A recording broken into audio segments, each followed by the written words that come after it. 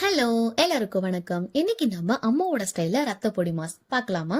ஒரு கடாயில கடலெண்ணெய் ஊத்திட்டு அதுல 1/2 டீஸ்பூன் சோம்பு, பொடியா சாப் பண்ண இஞ்சி பூண்டு அது நல்லா புரிஞ்சதுக்கு அப்புறம் பொடியா நறுக்குன 2 பெரிய சைஸ் வெங்காயம், அப்புறம் ஒரு பச்சை மிளகா லைட்டா வதங்கினதுக்கு அப்புறம் 2 முழு முட்டையை உடைச்சு ஊத்தி கொஞ்சமா மஞ்சத்தூள், தேவையான அளவு சால்ட் ஆட் பண்ணி இந்த முட்டை பொடி மாஸ் பண்ணுவோல அந்த மாதிரி பண்ணி தனியா எடுத்து வச்சுக்கோங்க.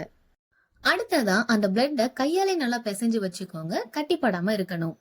அடுத்ததா ஒரு கடாய் வச்சுக்கிட்டு அதுல கொஞ்சமா ஆயில் ஆட் பண்ணிட்டு கரைச்சு வச்சிருக்க பிளட்ட ஸ்லோவா அதுல ஆட் பண்ணணும். நல்லா பொரிய ஆரம்பிக்கும். ஸ்டவ் சிம்ல வச்சுக்கிட்டு மிக்ஸ் பண்ணி விட்டுட்டே இருங்க, இல்லனா அடி பிடிச்சிடும்.